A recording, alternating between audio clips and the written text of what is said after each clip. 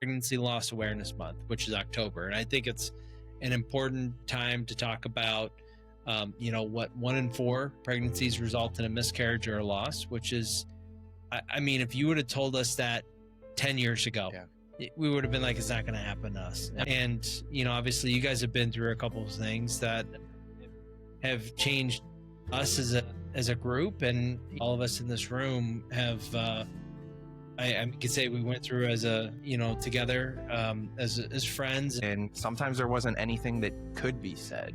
But what I learned right from the first miscarriage was that you just needed to be there, and you didn't have to say anything. There weren't words that were going to make things better, but you needed to be there for your significant other, and you figure it out together.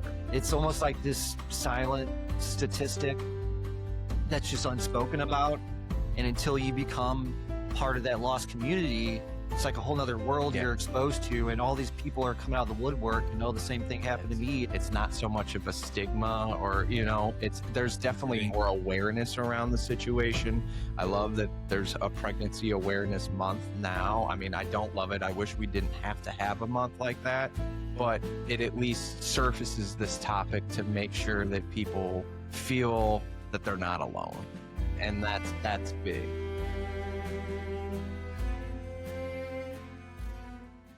Welcome everyone to Dad Living. Welcome back, everybody. Doing? Welcome back. How's everyone doing? At the 10 episode mark now? 10. Good, this is numero. I think it's 10. 10? No, 11. 10. We're close. 10. Okay. Yeah, this is crazy. We'll go with 10. Yeah. I mean, can't believe it, guys. I mean, what was the statistic you were throwing out there as far as podcasts? Like, At most, make it 3 or 4 episodes and give up, Oh, really? Wow. I didn't hear Well, that statistic. We're committed. I don't know how many people are listening. Well, it's October. You came to us with this idea on it was opening day for baseball season. Yeah. So, April. Oh, I remember it vividly. I was drunk at the Cosmopolitan Bar in Las Vegas, and he's like, "Hey, you want to do a podcast?" I was like, "Hell yeah, I want to do a podcast." hell yeah. Oh yeah, you were at the Cosmo. We were downtown. Yeah, it's crazy. Yeah.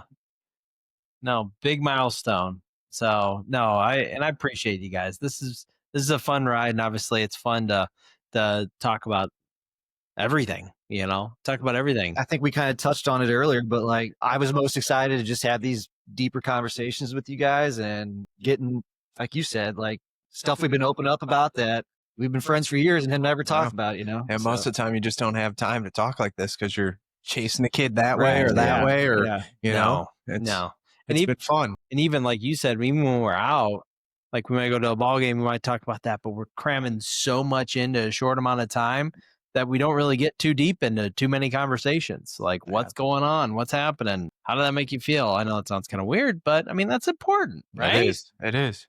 So I've learned a lot from you guys, and obviously, dealing with my wife being out and talking about those things and just talking about things in general helps. I feel much closer to all of you. Yeah. I love you. Yeah, right? You want a hug? Maybe later. maybe later after. And hopefully, you that are listening, this is something that is providing you a lot of, good information, maybe stuff you didn't know as you're driving to and from work, or listening while you're running or working out or whatever you're doing. Like, we appreciate you listening.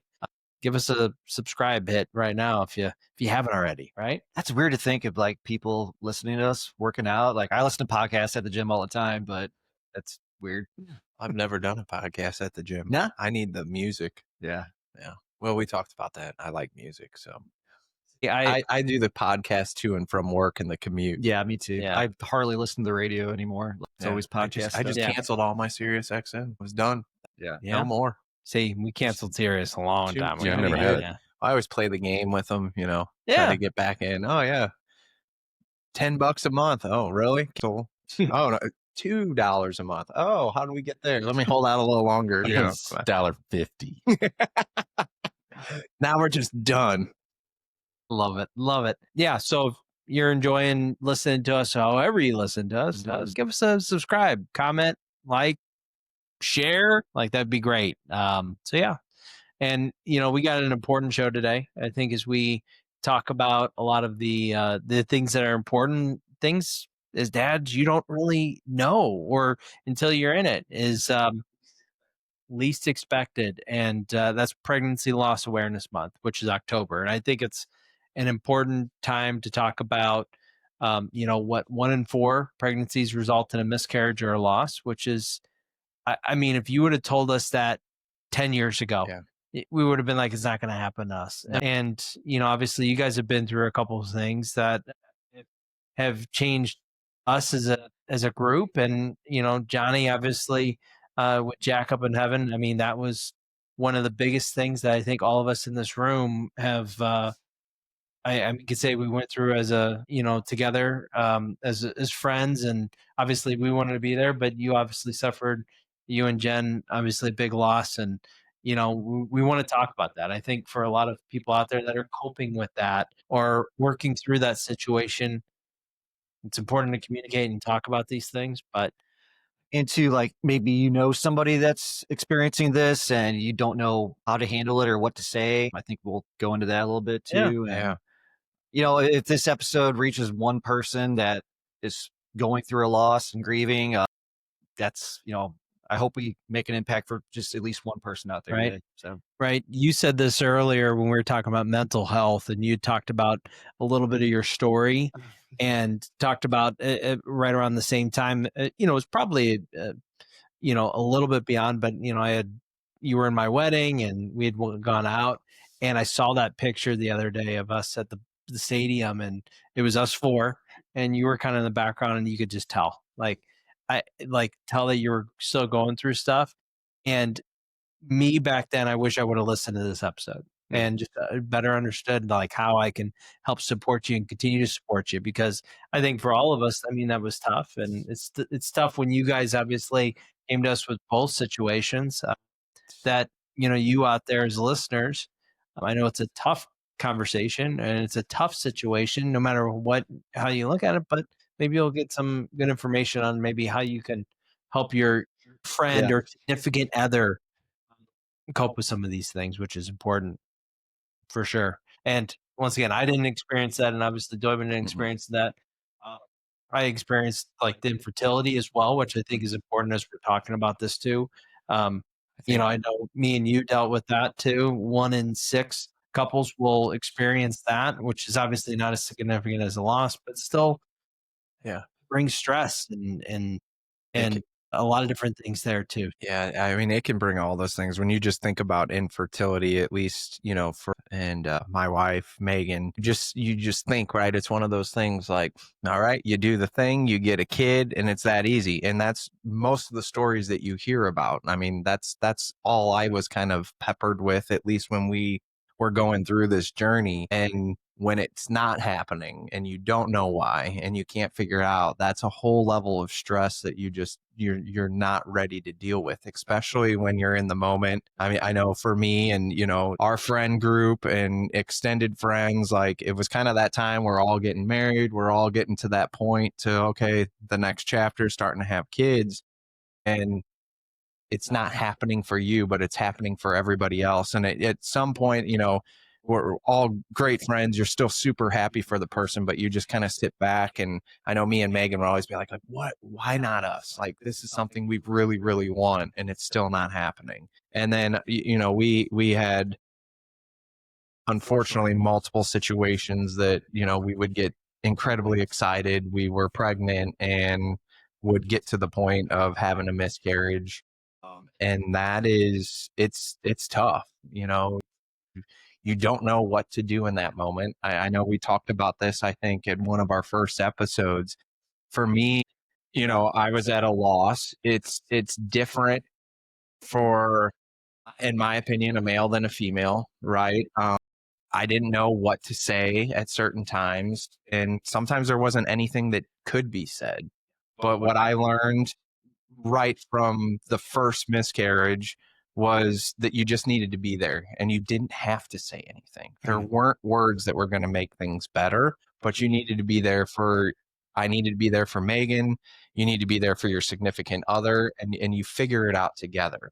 Um, you know, as it relates to miscarriages, we had multiple, and it takes its toll on you and each other. And you learn a lot about each other, as you go through that. I think as hard as it was, it definitely brought us closer because we learned really quickly that we really wanted kids. When it doesn't happen right away, and I don't think anybody takes it for granted, but like in my eyes, like I felt like people did take it for granted because it was just so easy and natural.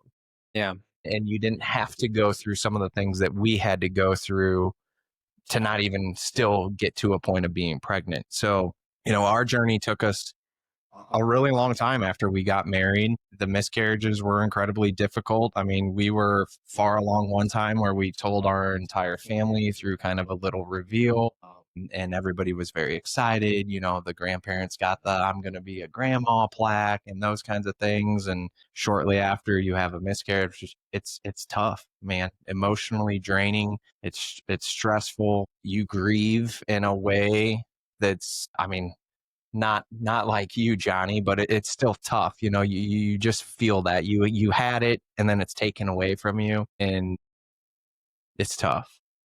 Well, I don't know it doesn't how else to matter explain it. when it happened or what stage you were in.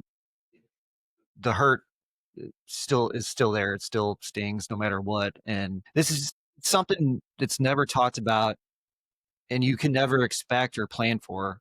Like nobody ever tells you when you're trying to get pregnant, oh, well, just so you know, like 1 out of 4, like you never think it's going to happen to you. Yeah. It's almost like this silent statistic that's just unspoken about.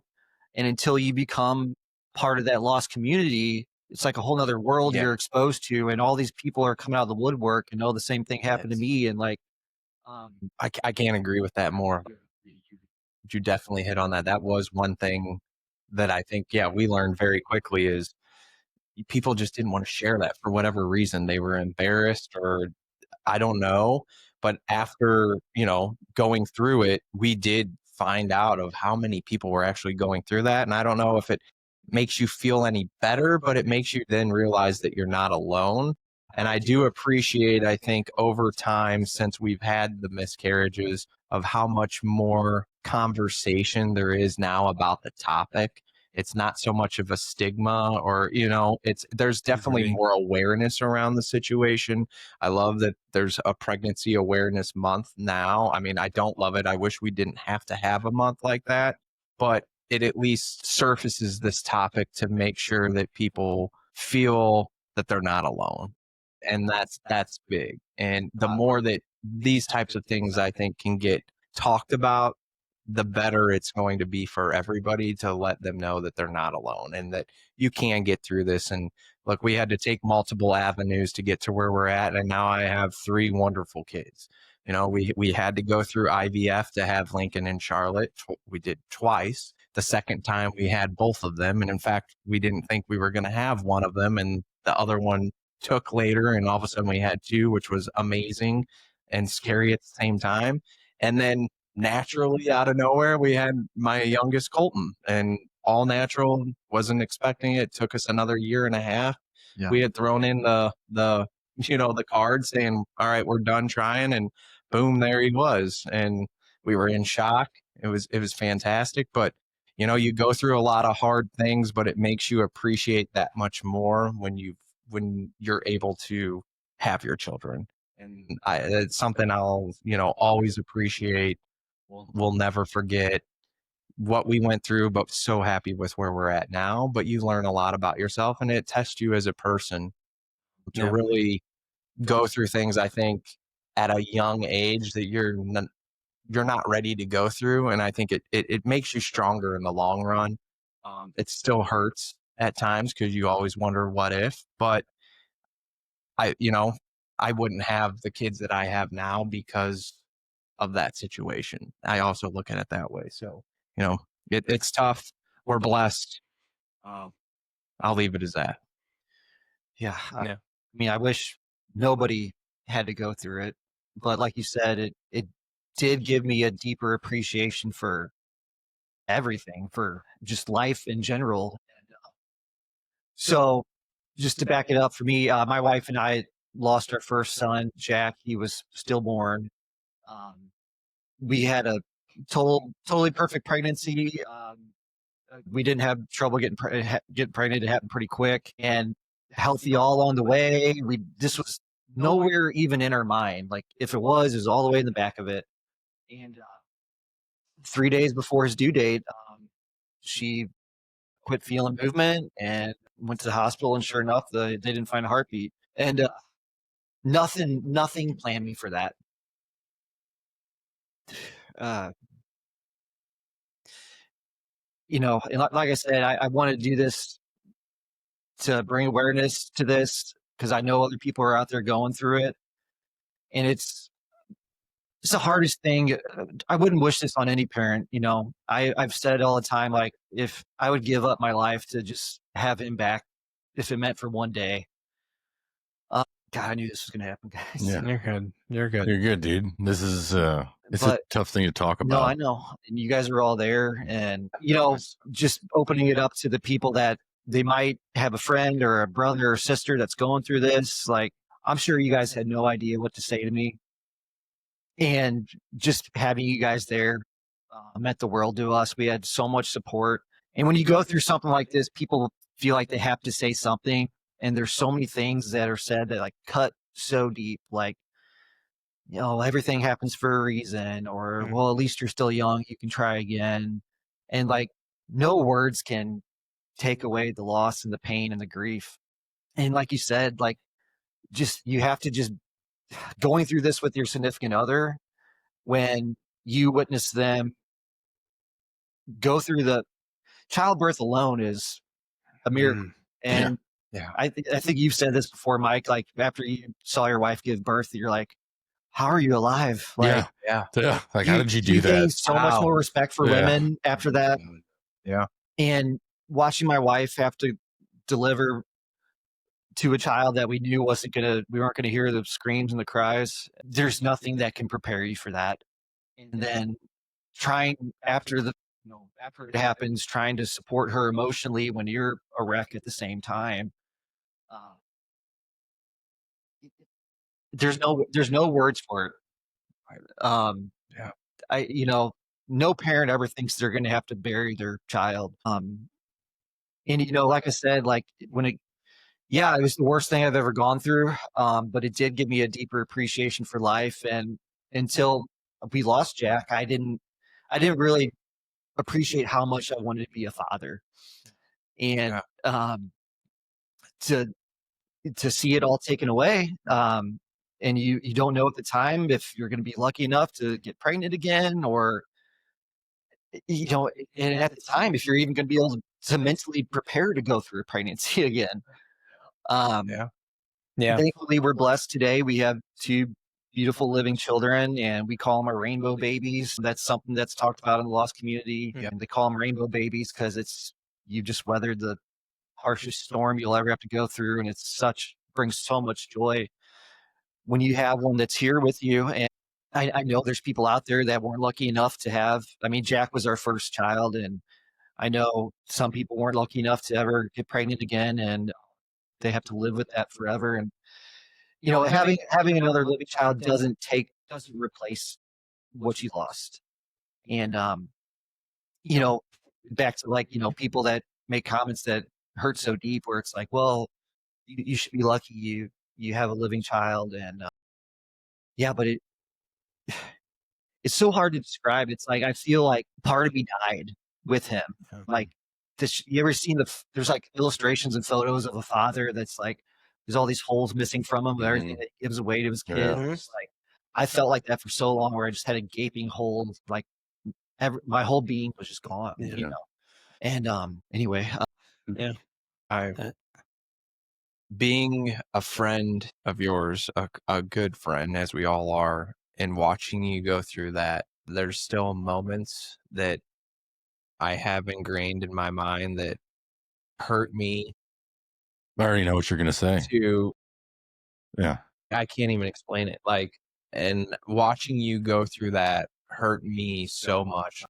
It's tough, man. I don't know how you got through it. Well, you had Jen, you found your way through, but those are moments that yeah, you don't wish on anybody. And I wasn't, you know, I was impacted by you and you were going through it and it hurt me that much more. And, you know, when we were going through our situation and having kids, even when we were with the twins, you're high risk. In the back of my mind, I'm sitting there, I was like, we can't take this for granted because we could end up in a situation that unfortunately you went through. Yeah. And I remember just never being comfortable until they were there.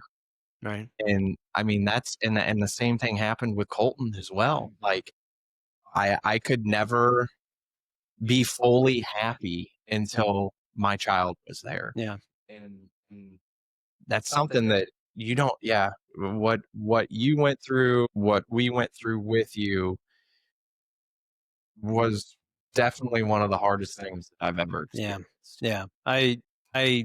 I've never handled death well. I've always, even going back to like my grandparents, like it was always, I'm always, I mean, I, like everyone, I'm scared of it personally. I mean, and think that's just, well, a lot of people are, but I think when that happened, I still remember the exact moment where I was at my house and just the call and not saying words. I just remember standing there frozen for a couple minutes, just not fully like realizing it, but then immediately like, how do I get to you? Like just being there. Cause I didn't know how to react. I didn't know what to say. I didn't know, but No. I'm glad, Doyman being the reactor, he's like, I got a cooler, 6 beers. I'm picking you guys up. We're going like to the hospital.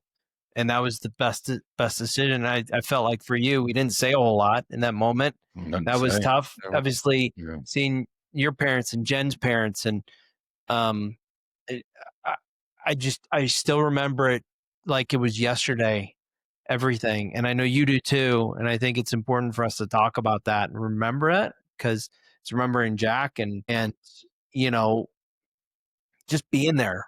Like, I felt like that was necessary for you to kind of get out. We got out to the car and just, you got out of that room for a second and just took a deep breath, and it didn't make the situation any better. Obviously, it still was a loss at the end of the day, but yeah.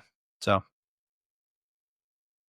It's weird when you go through such intense grief like that. Like everything seems so blurry, but at the same time, those 2 days in the hospital for me like felt like a lifetime.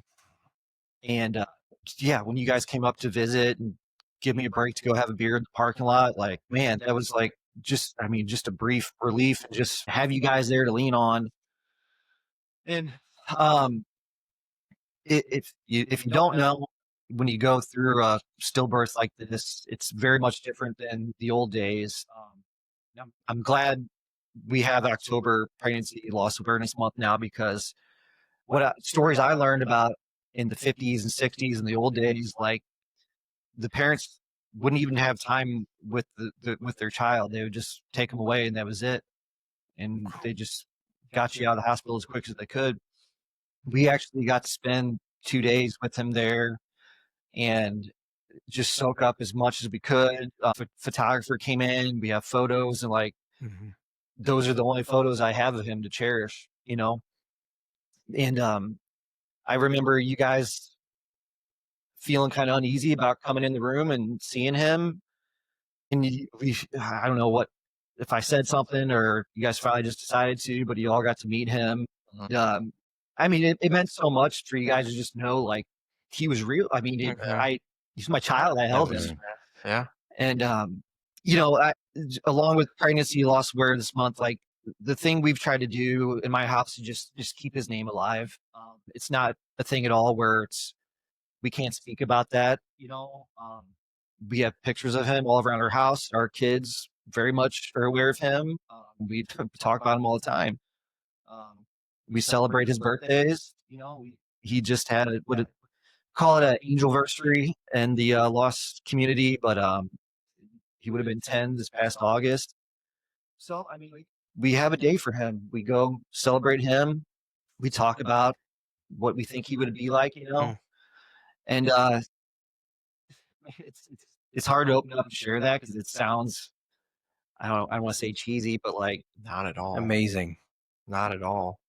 I think it's cheesy if you just ignore it Yeah. and just act like it didn't happen. I think that, I mean, you're just fooling yourself that you don't feel, because maybe there's some people out there that wouldn't feel anything about it, but I think a normal, healthy human being going through something like that is going to experience a feeling or two about it. And going through it the way that you are it's probably the healthiest way that you could go through it and coping with it. And I think if you hadn't done it that way, I think you'd probably be struggling, maybe even silently struggling, even way more than what you are now. So I think you're doing it the right way. Yeah. Well, I met a lot of men, like we would go through counseling groups and everything and support groups after that. And a lot of men that were just holding everything in. Oh yeah. That's what we do. And unfortunately, I mean, I don't think we've talked about this openly. We have maybe one Not in a while, one not little in a bit. while. It's In been a a while. while, but I think this is good just for us to continue to do that and keep Jack's name alive. It will now, forever. Going back, you were saying, you don't know how we came into the room. I can tell you I was one who was hesitant because I wasn't sure what to expect. And you looked at me and you said, I want you to meet my son. And I walked right in there. I was like, let's do it. I'm definitely meeting Jack right now. Yeah. And I'm so glad I had the opportunity to. Me too. That was, once again, I was scared to death, and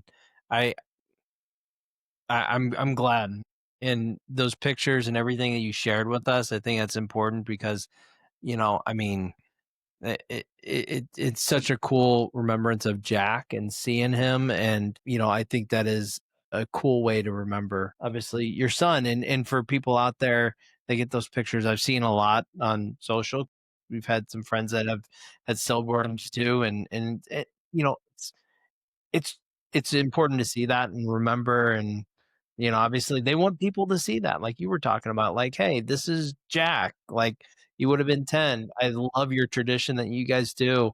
It's so cool to see that. And yeah, so I mean, I sometimes I hesitate, but I always try to say, yeah, I have 3 children, and I'm not shy about it. And some people can't handle it, but I don't care. One thing grief does to you, at least did to me, was like I can't, even more so in the earlier years, but like small talk, I just can't do it anymore. It's like I remember just the first year or two was like, I'm not going to pretend. I can't pretend here to go along with all your problems, and when like my kid's not here. Yeah. Mm-hmm. And I never, before that, I didn't really have an experience with deep grief. I guess I'd lost a grandparent by then and great grandparents, but Not quite the same. nothing like that. no. Yeah. And everybody grieves differently. And when you're going through it together with your wife or your spouse, everything's on different wavelengths. Like it's not very often you're grieving it intensely at the exact same moment, and guys handle it differently, certainly more than women.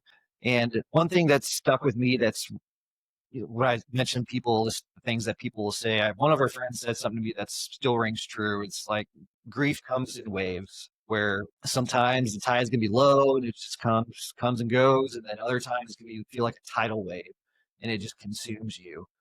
And Doug, you mentioned those photos from your wedding. I saw those pop up. You guys just had your anniversary, and I was looking back and just, God, I mean, the toll it's going to come me, I could just see it in my face. And you felt guilty, like you still want to show up for your friends and family. And like, I wasn't going to miss your wedding, but I can tell you, I cried. It was hard to feel happy that night, even though I was, so happy for you. And I don't know if I really felt joy or happiness again until we had our kids afterwards. And even now, it's hard to feel intense joy just because I live with that every day. Yeah. Well, and I think that's okay. Like, you talking about it, I know for you, for a fact, I mean, your biggest thing, and as you were grieving, it's just like, I just don't want people to forget Jack. And I can tell you, I don't think any of us and friends, I know I've talked to Kelly about it. Like when we were going through the pregnancy process, I mean, we talked about Jack like often. And I think it was important, like reminder of like, hey, like, let's look at these things, and it in a positive way. I mean, as we're going through it, and if you're going through the pregnancy process, it's scary. Like I think that was the one thing, because you guys, like you and Doyman, led the way with having kids. That was something that obviously once we saw that, it was like, all right, now we need to make the precautions. And we asked our doctor, probably more so than we should have, like, hey, are these things normal? What's going on here?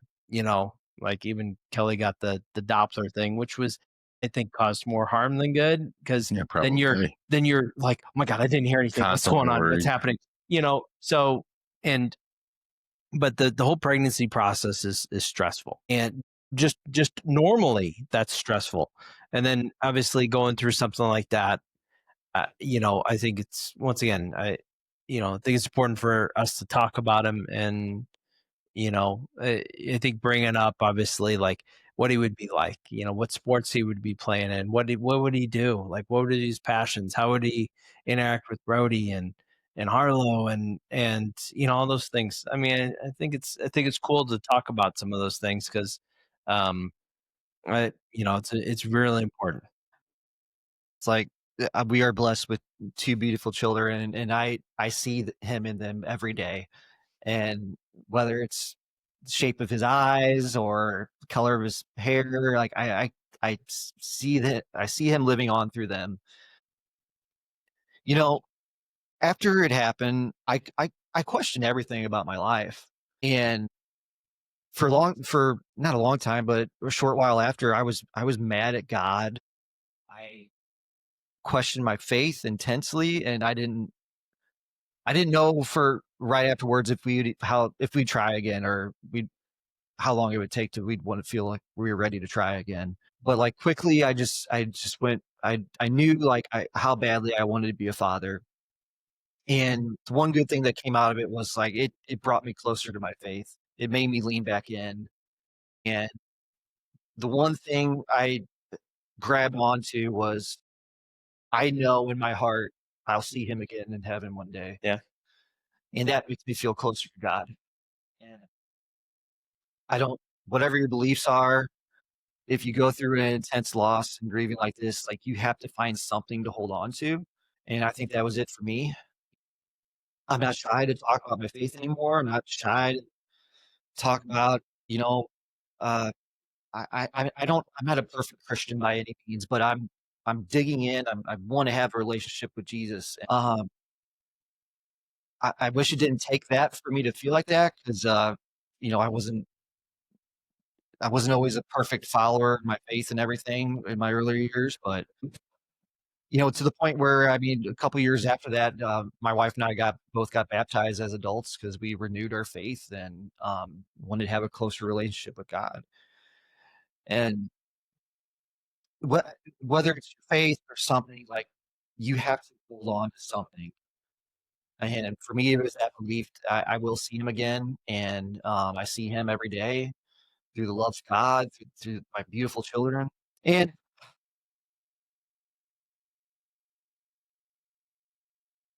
I knew this would be hard, guys. Yeah. Yeah. Well, just the fact that you're doing it at all is amazing, because I don't I don't know if I could. Yeah. Yeah. But I guess all I could say is, you're gonna go if you go through this with your spouse, like you have to give each other grace. You have to be there for each other, whether, like you said, just to be there to hold each other. You're never gonna have the perfect words. And I'm just glad that we did get right back to wanting to still continue our family on. And we were blessed, a few months, gosh, I guess a few months after we got pregnant with our 9-year-old. And I wish it didn't have to happen like that, but Yeah. at the same Yeah. time, I'm grateful that that he's my son. He was in my life. Yeah. And I agree. I mean, it's those things. Again, not going through what you went through, but it makes you that much more grateful and appreciative for your children that are with you now. And I know that was big for me. And I try to then everything we've talked about, like bring that back to anybody who's listening. And if you're not one who goes through it, but has to support somebody, I think for me, it's it's a bit different from like a miscarriage perspective, from a guy, like a guy to guy perspective. I don't know, like rambling, but like I was best when nobody said anything and you were just there, gave me a hug. That's all I needed. So, like, I know a lot of people in awkward situations try to fill voids with words. Don't, in my opinion, Yeah, at least don't. in my experience, don't. Just be there. Yeah. Give a hug. Be an ear to, even if it's just sitting on a couch and watching the game. You Yeah. don't have to say anything. Just being present was meant a lot for me when we were going through some of that stuff. So I think that's just trying to like take it back to anybody that finds yourself in that situation. That would be my 2 cents. And then to your point, I mean, you've already hit on it. I'm going to say it again from my side. As it relates to your significant other, the same thing applies. You're going to both go through things at different times. You may not understand how one's feeling. You know, sometimes I was kind of probably standoffish and was like, okay, we'll move on and we'll do the next thing. And I needed to show more sympathy in those times, and I learned that. You just, I think we've talked about a lot throughout this podcast, and having kids and being with someone, and that ability to communicate. And sometimes communication, we know, is nonverbal, and that's what matters. I think these situations sometimes too. So Yeah. I I mean, don't, I'm not going to lie. Like, after it happened and seeing all of our other friends getting pregnant again and being around other, babies, kids, it was tough. It was really tough. And like sometimes we just had to remove ourselves from the situation just because like Yeah. we couldn't do it. And, you know, luckily like we found some great support groups early on that really helped us through because you want to talk about these things, but like people that aren't going through it, they can't understand, they don't know the right things to say, and like just being able to talk to other people that have gone through similar situations as you helped a lot. Um, and there's some great organizations that we're still a part of. One, I guess it's a national organization, but it's called Share. So this month they do a walk to remember. They call it. They do a big ceremony um, down in St. Charles, and it's the biggest thing is just like they read off. You enter your children's name onto a wall, and they read off all the names of all the lost children. And for so many people, just to hear the name means so much to them. Like I said, like I just wanted to keep his name alive so badly. So if you do go, if you do unfortunately go through a loss, like reach out for support. There's a lot of resources out there. I remember even going back to in the hospital, like they had a dedicated nurse for this that was there for us to pray with us, to give us resources, and like gave us all these mementos with his name on it, and put together a baby book, and like just stuff we'll cherish forever. Like um, that's something like most people probably don't even know exists. There's a dedicated nurse for lost parents at the hospital. So, like I said, it's a whole world that we're never aware of, and until you unfortunately have to find out. But yeah, Well, and I think it's important, once again, while we're here talking about it, to make that awareness of it, like the month says, and just to be aware of these things, how to deal with these situations, which it's tough to deal. Like at the end of the day, even it'll be different for the everybody. support team that's here, that's the toughest thing. And I think you guys hit the nail right on the head as far as just being there and not saying a whole lot, because once again, I was probably young and trying to fill the void, and trying to once again, me being a people pleaser, I feed off people's energy, and I knew I wanted to make you happy. Like I wanted to make you happy in any way, shape, or form, and probably wasn't always the most positive back then. But I mean, no, you were. I mean, even just to get out, get a break, and go have a drink, and you were always willing to listen to me and Yeah. be shoulder to cry on, but just having that, it meant a lot, Yeah. And you guys were all great to us. We had so much support from family and friends, and that's something too. It's like it affects so many people around you. I mean, your grandparents that were expecting a grandchild are grieving, and aunts and uncles and everybody in your family, really. Um, and just even people outside of our circles that heard about it, knew about it, that had told me later how much it affected them.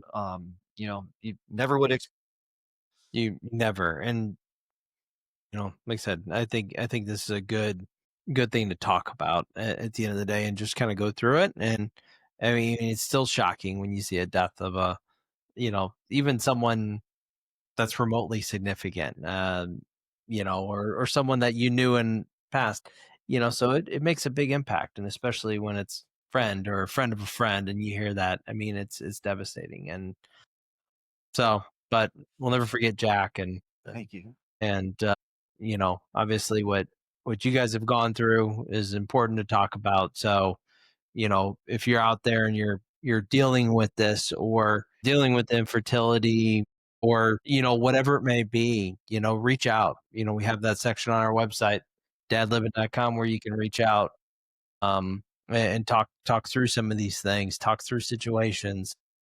Please reach out.